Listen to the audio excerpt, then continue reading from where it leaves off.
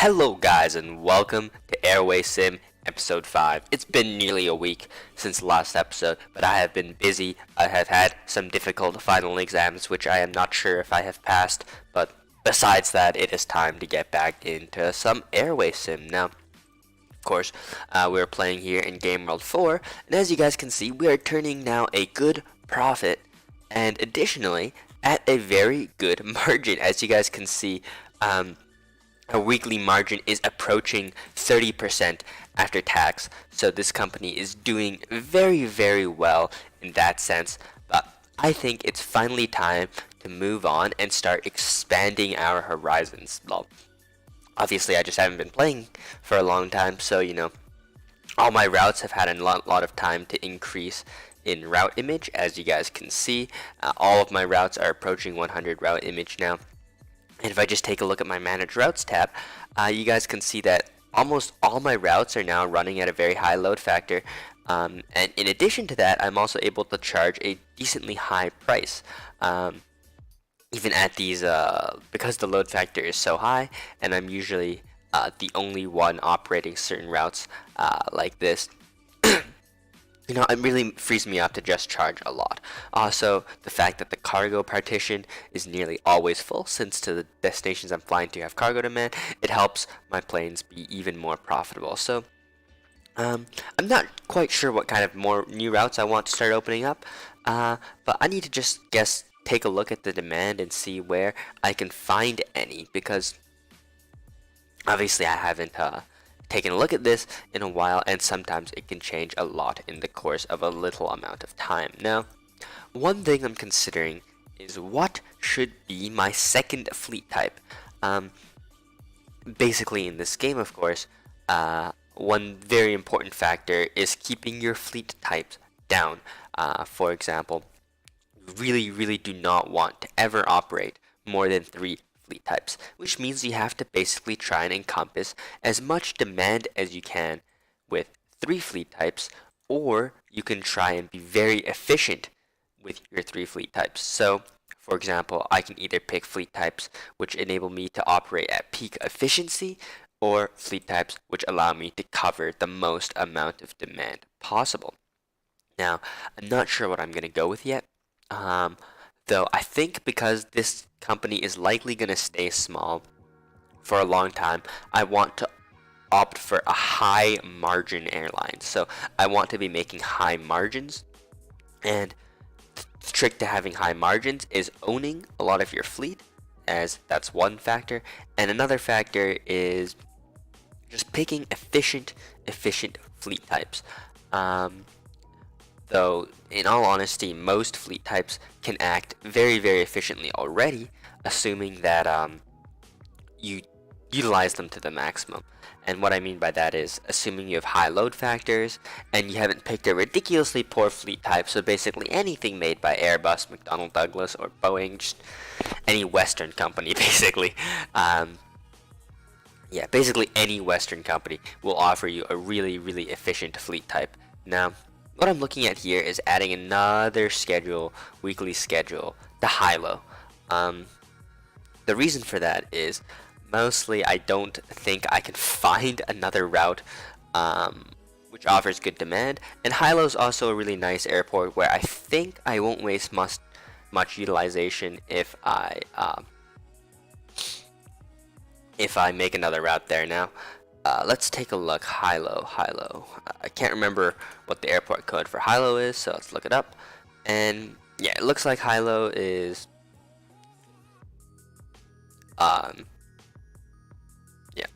okay. I lost my train of thought. High-low is PHTO, but I'm thinking about how I can schedule another weekly schedule of this, and it looks like what I've had to do for the last one is add a shorter schedule on another aircraft to get all the high-low schedules in. Now, I might be able to get this all in a week, but there is one major issue, and that is I don't want to overlap this time 13 o'clock, because routes which take off at the same time basically pull from the same demand pool. So I'll be competing with myself if I decide to take off at this identical 14:35 time. So I want to basically look how I can avoid this 14:35 time at all costs. So just trying to figure out at what times can I take off and make this route work.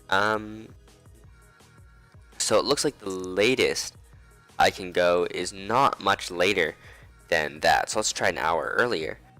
And this seems to work. I only move backwards a few hours every day. So let's give this a shot. And see if we can schedule this entire... Ooh, what happened there? Uh-oh. You know what I did there? You know what I did there, guys, is instead of opening a new route, I accidentally edited this route. So create another route like this. And of course, we're going to want every day except for Tuesday, I believe. And at 14:35. That was a bit unfortunate there.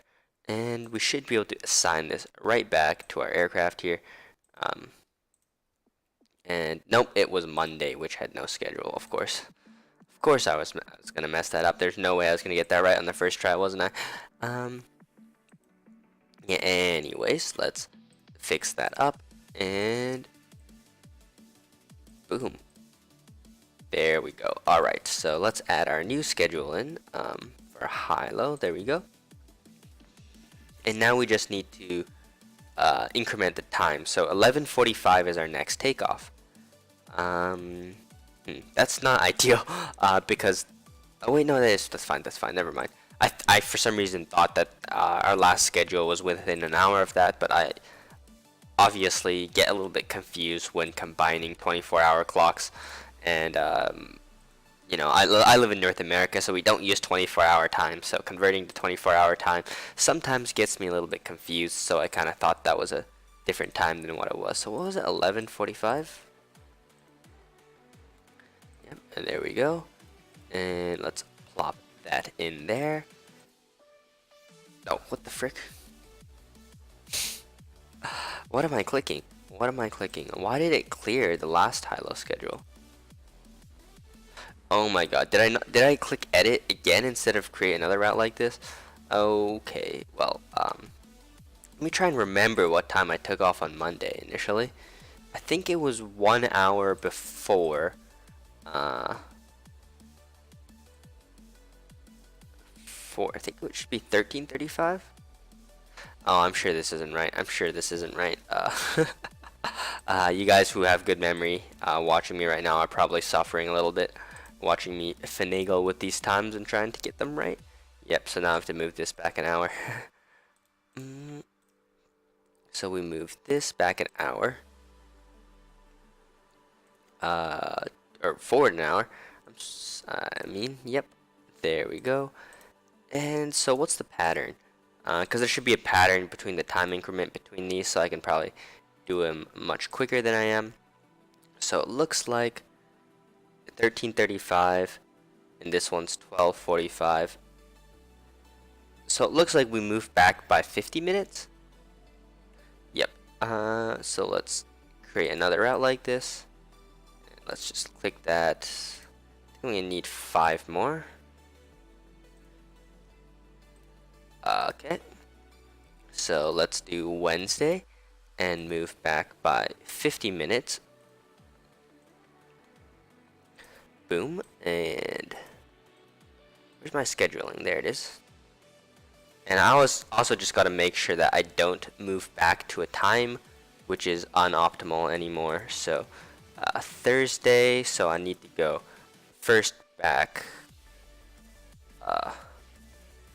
Should be 11:05 actually, right?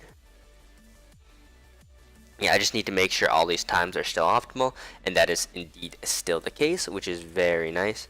So boom, let's plop that in there. The next one should be 10:15. Friday at 10:15. Very nice. I'm wondering if by doing this I'm even gonna create a large enough gap to fit that maintenance in at all. If not, that's gonna be quite unfortunate, but I really hope I do. So, you know, if you hope hard enough, right, it'll work. I mean, who cares about, planning or calculating these things out beforehand when you can just pray and hope it works out, right? 925. Yeah, anyways, aside from this game though, in real life, I'm so happy now because I usually don't work very hard in school, which is not a smart idea, guys, but like, I really should.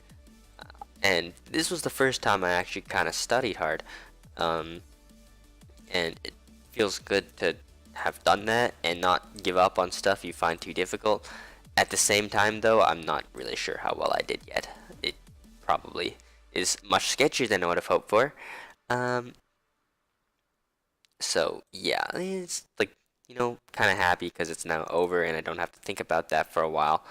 But I'm probably gonna have to think about it for a while when I discover my grades were not good enough or some shit like that. But anyways. Perfect. We made a gap large enough to fit our maintenance in there. So let's go ahead and do that. And that means I'm basically done with 757s until I find either more routes, open a new base, or something or other. But for now, I want to start focusing on domestic. I think there should be a decent amount of domestic demand hidden in loads and loads of pages, Like occasionally, I feel like there's gonna be a city or some place where, I think, for example, this one. Yeah, like there should be routes occasionally where people have missed out on them and there's open demand. So let me go ahead and find some used aircraft. So the fleets I'm looking at to use is either the MD-80. Wow, there's not a single used MD-80. Alright, so we are not using the MD-80. Yeah, when I first opened this world like a week ago, there were tons and tons of very good deals on MD-80s out there. There are additionally no 737s. I am looking mostly at the 737-200 Advanced. The reason I'm looking at this fleet group, even in 1980, is because it has cargo capabilities. The Airbus A320 is too shiny and new at this point. I don't think I'm going to be able to find any new ones or any used ones. The other option is DC-9s, but I don't think the DC-9 is a great plane. Let me compare it, actually, to the 737. So Boeing 737-200, 200 ADV. Wait, what am I? Oh, it's configure, not compare. My reading skill is great. That's a bit embarrassing. Oh, that's so embarrassing, actually. Okay. Let's forget about that for a second and go to compare some aircraft. Oh God. Douglas DC. It's funny because when I'm like commentating, right? I'm a person who just cannot multitask. So like when I'm thinking about what I'm gonna be saying, I honestly can't manage to think about what I want to like be doing at the same time. So it's like I do some really derpy things and I'm a lot less, coordinated, I guess, than usual is how I'd say. But let's take a look. Runway requirements much shorter, short turnaround times. 120, 120. Slightly more cargo for the DC-9 actually. Slower. Where's the fuel burn? Oh, here it is. 3,000, 2,000, This is really short range though. I feel like I'm gonna need more range than that. And 737 freighter, I believe, is much better. 200C advanced? Is that a cargo plane? cargo only. Yep. 2000 max payload. Where's the range? The range is the most important number on here. But I can't find it. Oh, there it is. 1,300, which is much better than the 900 of the DC-9. I feel like this might be enough to do a transatlantic stopover. Let me find out where the... Let me just try this. So with that kind of range, how would I stop over to Europe if that's possible? Let's just try make a stopover to Heathrow, for example. So cargo doesn't really care about how many stopovers, so as long as they exist, it kind of works. I don't know how to find transatlantic stopovers, you know what I mean? Like, I know you can use SkyVector, but I'm not sure how to use it. My friend uses it, but basically, alright, these are the airports in the middle of the ocean, it looks like. What do we have in Greenland?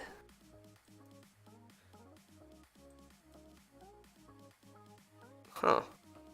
I wonder if this BW is included in Airway Sim. Let's check it out. The whole world and BGBW. Oh, it is. Interesting. Let's check this out. Traffic level 1, 8 departures per hour. The runway is long enough, so you know that is a place I can get more fuel. So how do I like plot a flight path? Because I'm like plan from here. Hey, okay, so we cross over Gander. And then like.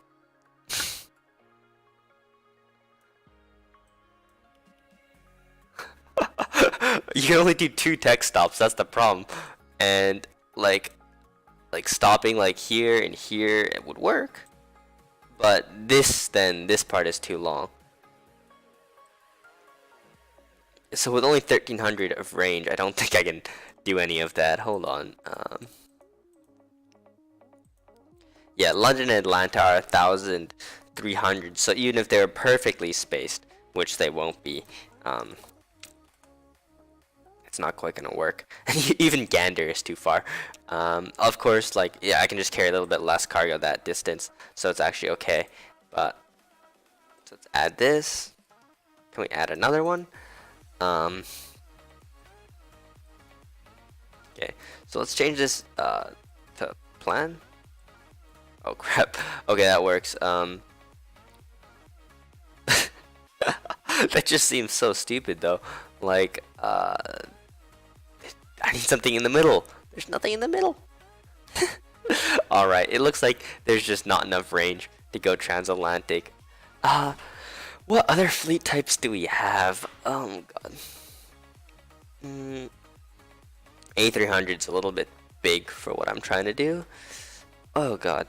I really wish I had the DC-8.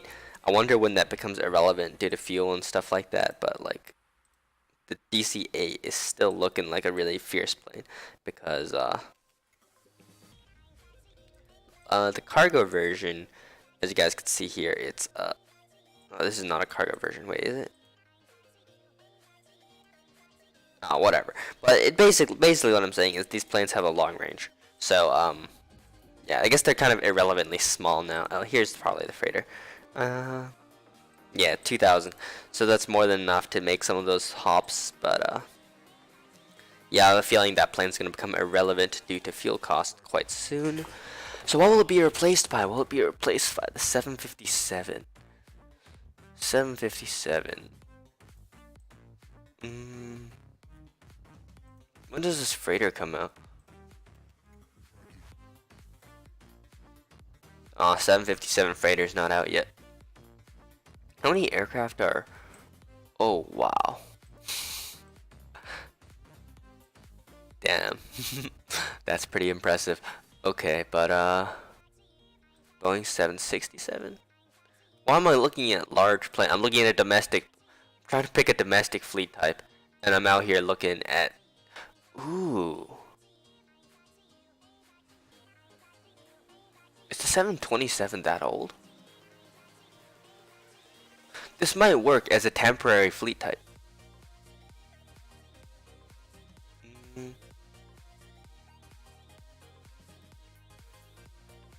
Yeah, the 727 might work as a temporary fleet type. They are getting old, as you guys can see.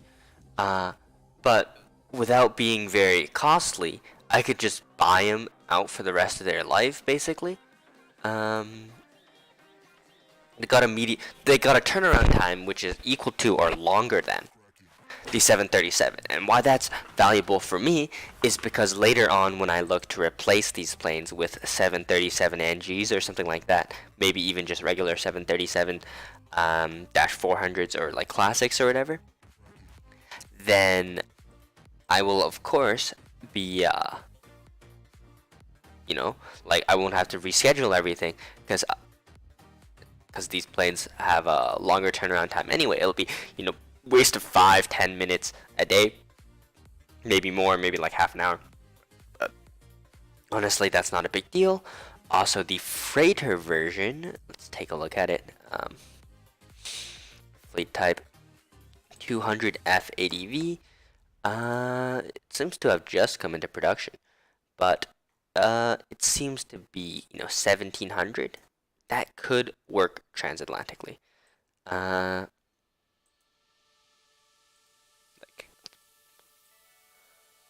How far is this? Where does it say how far the segment is?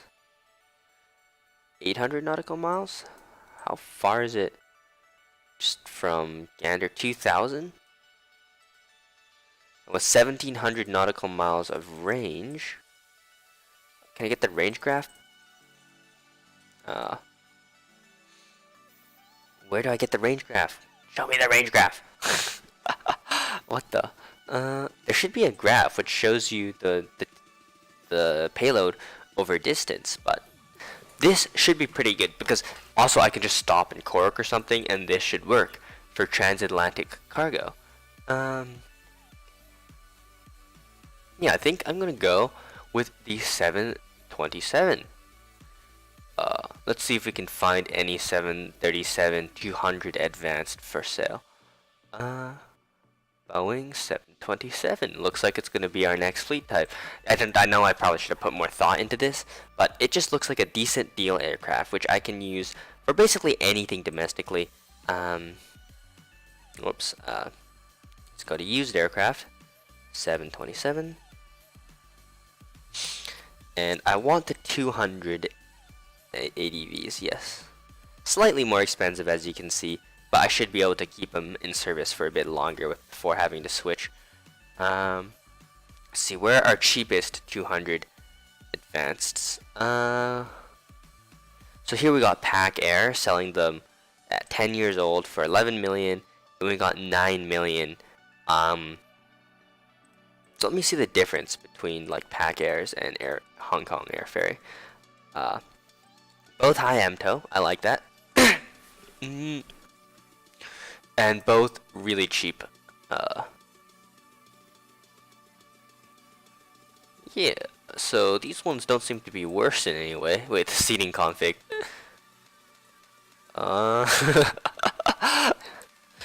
How much does it cost to manually change the seating config? Let me find out. Let's add a new config. Let's call it packin', which is basically what I name any config where I pack a lot of seats in. So let's get 10 business seats and 150 economy seats. And that costs 380,000. These ones are a few million, couple million more. They are farther from the D check. About 2 years newer. So the price range for this starts at 20 million, and the price range for this aircraft, hold up, I need to back up a tab, is 17 million. So the difference is actually bigger here. So this airplane looks like a better of a bargain, and I also don't have to change the seating config. So I'm gonna go ahead and buy Pack Airs. They're also farther from the first D-check, so very similar deals. But I'm just gonna go with the more expensive ones because I don't like cash. I've been like idling for so long. I can literally start buying some of my fleet outright. Now, never buy so much, spend so much of your money that you can't afford to lease used aircraft anymore. Always have enough money left to lease used aircraft. But if you do happen to have more than enough to lease used aircraft, which is my case, don't feel bad about purchasing your fleet. It saves you a little bit of lease cost. So yeah, there we go. I purchased my first 2 Boeing 727s. Let's go ahead and schedule them. So yeah, you know what? I'll save that for next episode. This episode's been a long time running. I hope you guys enjoyed, and I'll see you guys next time.